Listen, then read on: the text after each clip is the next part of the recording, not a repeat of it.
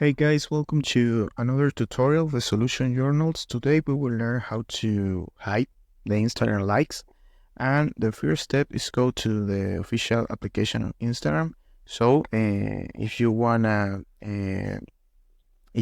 hide this option of likes, the only thing you need to do is go to the part of your profile, and in the superior right corner in the feed you pick here in these three lines. This is the button of configuration, settings, and activity, and you need to go down to the option of like and share count. So the only thing you need to do to hide this option is pick here in hide like and share counts. You pick here and that's it. The likes and the share counts is hide in your profile. The people uh,